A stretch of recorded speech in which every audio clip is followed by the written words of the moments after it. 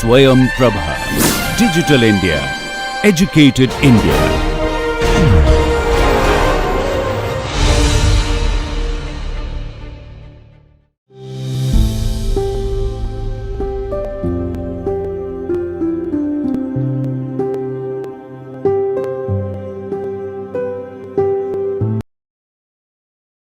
Hi there, welcome back to the course Behavioral and Personal Finance.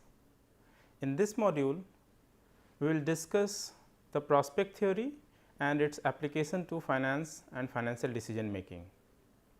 So far, we have learnt about how prospect theory is an improvisation of the expected utility theory, that is very standard, and how prospect theory can help us making decisions which are more realistic and close to the real world situations. In this session, we will discuss two major topics. One is framing effect and another is the reference point. Before we move on to the topics, let me give an example.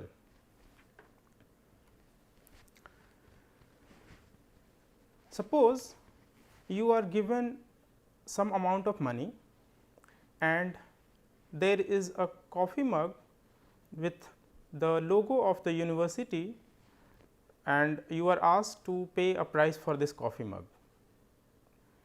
What price would you like to pay for it? Make a mental note and imagine a different situation. Now, in a different situation, you already own the mug with the university logo on it and you are asked to trade this mug for some amount of money.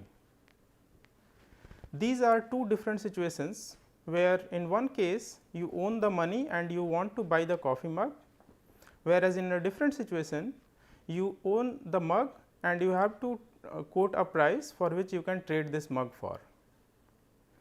If you think carefully, you would realize that the prices or the economic value for the mug you would cite would be different in these two scenarios. This is where prospect theory comes in picture and explain why people value things differently in different situations. We have already learned that people are risk averse in general and the losses or the situations with risk and uncertainties are valued completely differently than the situations which are certain and in terms of gains.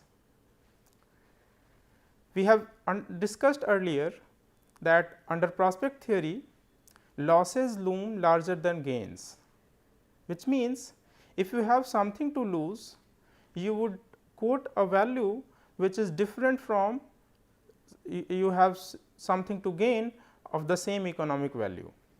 In the example of coffee mug, you have coffee mug with you and you would not like to part away with, that is why you would quote a higher price than the situation where you have to buy the coffee mug. This phenomena basically is known as endowment effect.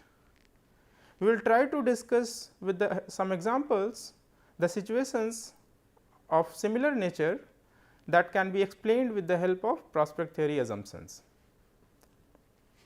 The first example or the first phenomena that we are going to discuss here is the framing effect. Now, what do I mean by framing effect? Basically, when we talk about framing effect, we talk in terms of a decision frame, which basically is decisions maker view of the problem and possible outcomes, implying that you have a situation where you have some problem to handle and the possible outcomes if you go for certain decision path. Now, that decision frame basically can be influenced by certain other characteristics. For example, how the possible outcomes are presented to you would determine how you will evaluate the outcomes and finally make a decision. So, presentation of outcomes is an important factor. At the same time, how people perceive the outcomes and the problems would also be important, and of course, the individual characteristic of the decision maker would be equally important. So, when you are taking a decision within a decision frame, the presentation of the decision and the possible outcomes and personal characteristics as well as the perception of the problem in terms of decision makers point of view would be important in terms of deciding the decision frame.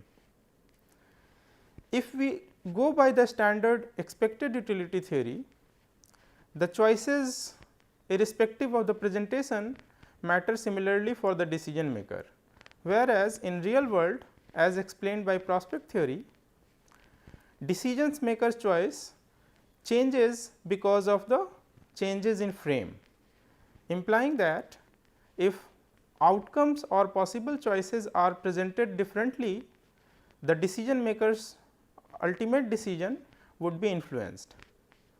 Let us try to understand this with some example. Here I am going to explain an example which is drawn from Daniel Kahneman and Amos Tversky research work, and it is basically explaining the implication of prospect theory in non-monetary terms. Imagine a situation where there is a country and the people in the administration are planning to take a measure which will handle a disease and its possible impact. So, the situation here is the country is planning for the outbreak of an unusual disease that could possibly kill 600 people.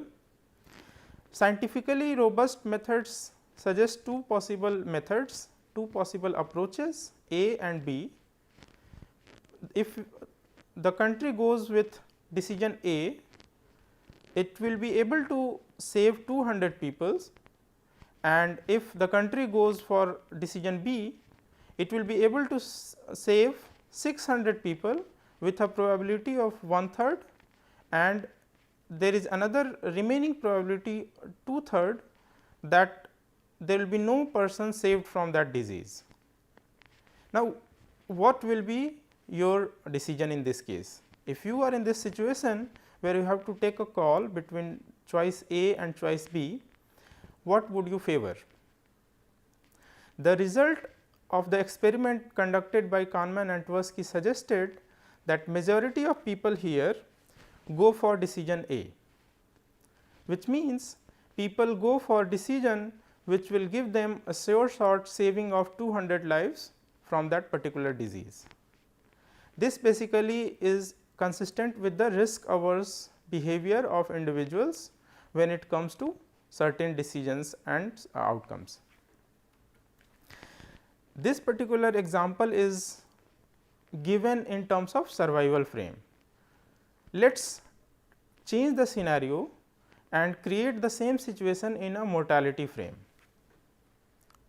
A second dimension of the same problem would be imagining a country that is trying to prepare for the outbreak of an unusual disease which could again possibly kill 600 people, and there are two alternative methods. These two methods are scientifically robust and the methods are C and D. If the country goes for method C, 400 people will die, and if the country goes for method D, there is 1/3 probability that nobody will die and 2/3 probability that 600 people will die. Now, if you are a rational human being and you could compare the situation with the previous example, you could understand that there are similar situations in these two scenarios as well, but the experimental results by Daniel Kahneman and Amos Tversky suggest that most of the people conducted the experimental result shows that most of the people on whom experiment was conducted go for decision D. Now, this particular decision D, which is basically 1/3 probability that no one will be die and 2/3 probability that 600 people will die, is consistent with risk seeking behavior, which implies that when people are faced a situation where they are going to lose something, they look out for risky risk seeking behavior, and this is very much consistent with the prospect theory. Now, these two scenarios explain how people behave under sure outcome and how they behave differently under risky and uncertain outcomes. Experimental results over the years suggest that this behavior is similar and observed in very much consistent across students, professors and physicians alike.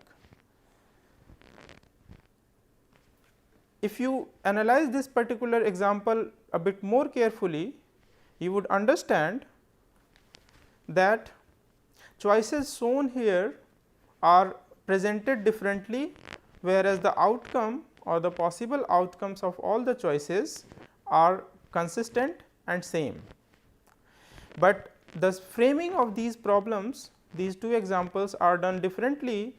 In first case, where choices A and B were presented, the framing was survival frame, which means people have to decide in a situation where we start from full mortality and move towards partial survival, which is basically a gain, because whenever we talk about saving life, essentially we are talking in terms of gains.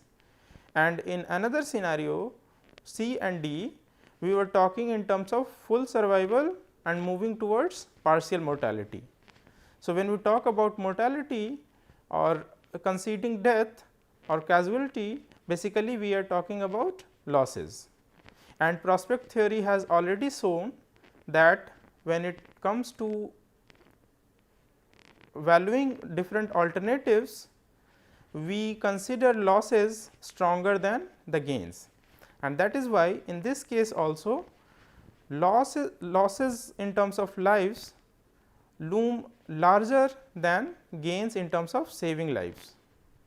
And if you could recall, we remember that prospect theory as explained by a graph basically suggests that the curve of gains are less steeper than the curve of losses. Just to highlight and the situation that we have been talking in these two examples, we can refer to the prospect theory graph that is shown as follows.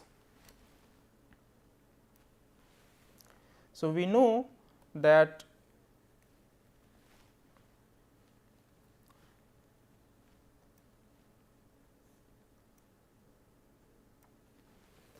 the prospect theory graph can be shown as a two-dimensional curve, where basically we talk in terms of value, which is positive and negative, and we talk in terms of change in wealth,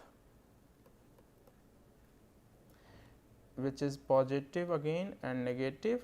And we know that if we move from this point towards positive point, the shape of the curve is less steep than the situation when we move towards losses. So, this is basically your gain, and if we try to explain in terms of prospect theory with reference to these two examples, a loss of this amount would have different value than a gain of same amount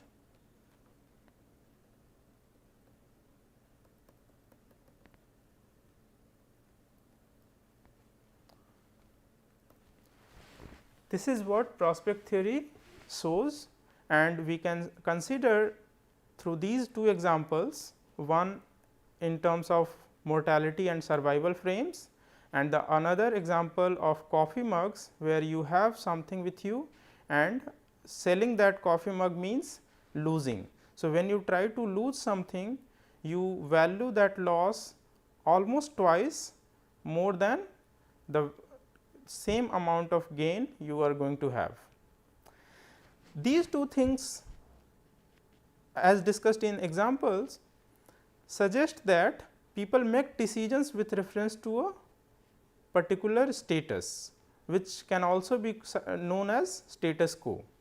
In the graph that I have just shown, the status quo is basically the central point, which you can refer to as reference point, which means people's decision basically depends on whether you are moving upward from the reference point in the region of gain, or you are moving downwards towards the loss region.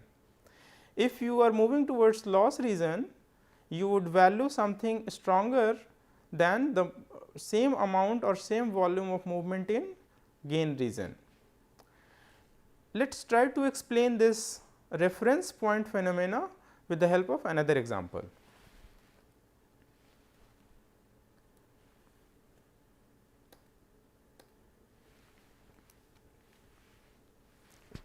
When we talk about reference point, we basically mean the status quo or an anchor, and this is very much relevant in terms of financial decision.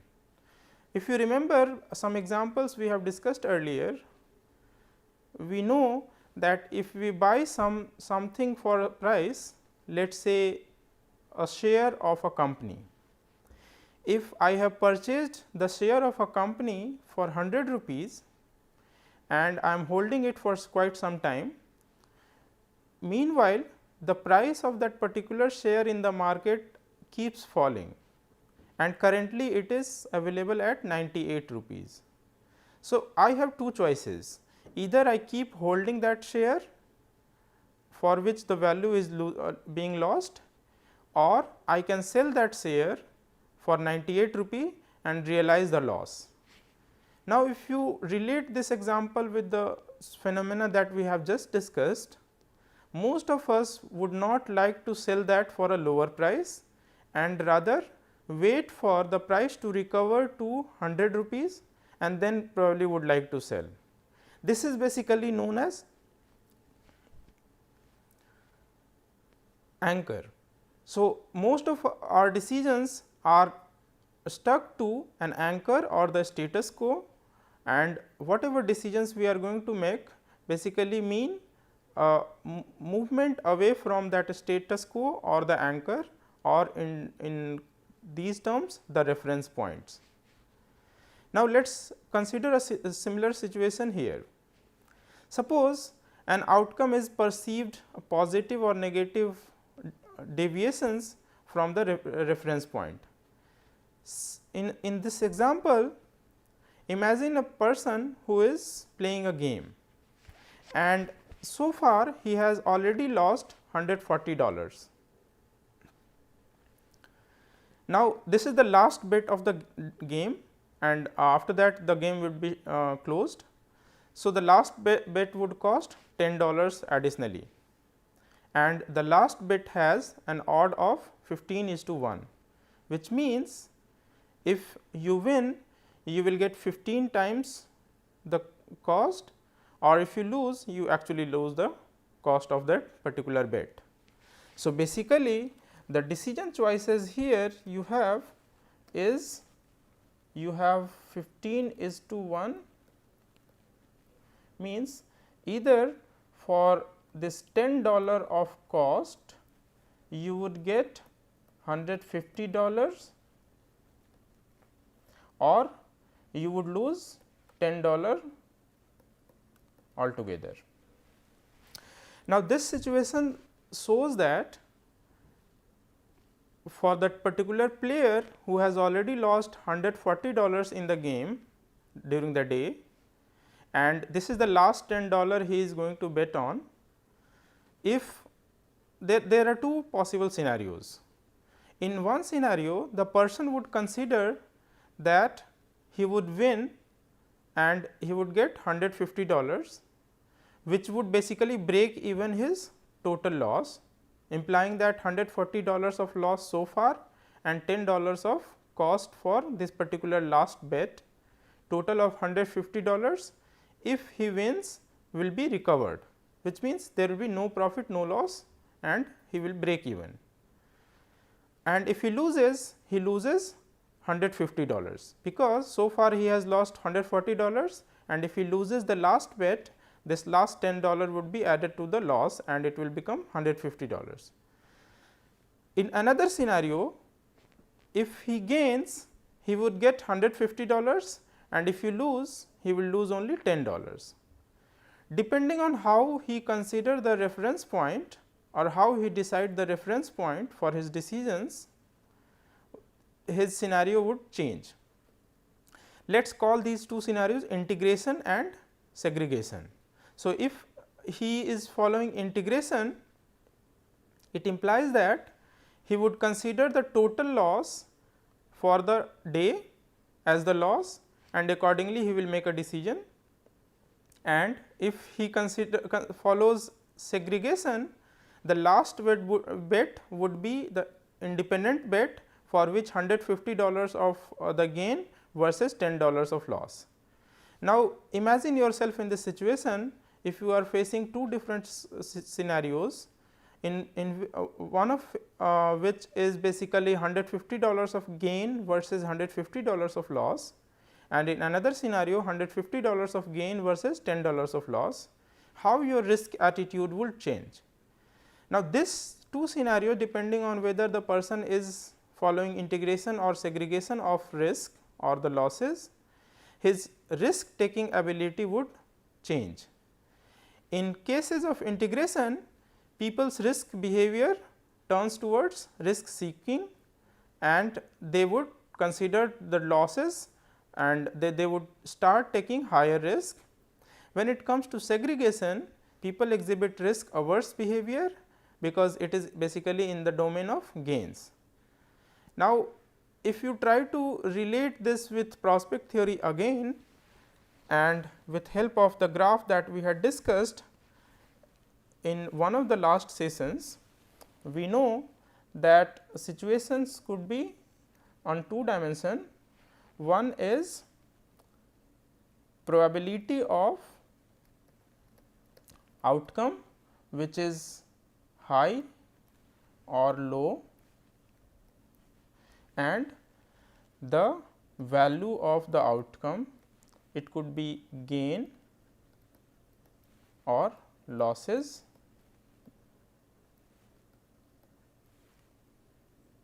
High probability, low probability, high gain, losses.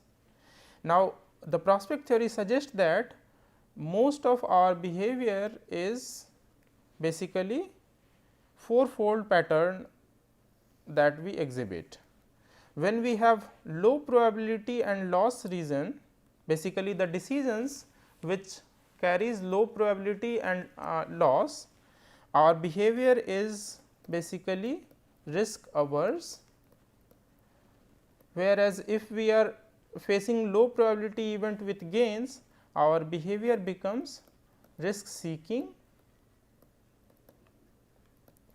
And on the contrary, if we have high probability loss outcomes, our behavior is risk seeking, and if we face situations with high probability and gains, we behave risk averse, which is basically nothing but sure shot outcomes. So, when we face sure shot outcomes, our behavior is risk averse. This particular phenomena can be explained with the help of another graph that is directly coming from prospect theory. If you could relate that game example, where person either integrates or segregates the losses or the gains. As you integrate your outcome, basically after a win you move up in the value function on the right hand side, and if you integrate after a loss, you move down to a value function on the negative region. and if you segregate, which means you are changing your reference point and going back to that particular reference point again and again. You can see the impact of these behavioral changes in different scenarios, and some of the classic examples are house money effect, which basically implies that when you are in a casino and you have won few bets in a row, you start taking higher risk. So, house money effect indicates the tendency to assume higher risk after a prior gain, and if you have losses before and after that you are making a decision and you are trying to integrate, you would show a phenomena that would basically determine your risk taking ability, and this is known as break even effect. So, these two effects are most common when we talk about integration or segregation of value in terms of losses or gains, and most of the time we always go back to the reference point again and again, be it the financial decision in stock market or our household financing decisions or our personal career choices or any other decision where we have some economic values attached, and that is why keeping in mind the prospect theory becomes more important. These are two major points that we have discussed in this session. To sum up, basically we learnt about how prospect theory can be applied in terms of framing effect, where decision frames influence our final decisions, and it is affected by the presentation of the outcomes and perception as well as personal characteristics of the decision maker. We know that framing of choices matter. For example, if you have seen the document given along with the insurance policy, you know that you have to go through a lot of conditions and terms that are applicable for buying that insurance policy, but most of us do not probably read it thoroughly. Now, if only that terms and condition document is simplified and summarized in a table somewhere in the beginning or at the end, probably that would definitely ease out our decisions. So, what basically it implies that if the presentation of outcome is changed to more conducive way, probably it will make the decision maker's job easy. We also learned that decision maker's job is always with respect to a reference point, which in most cases is the status quo or an anchor. People also tend to segregate or integrate losses or gains, and based on that their reference point change. This is it for this particular session. Thank you very much.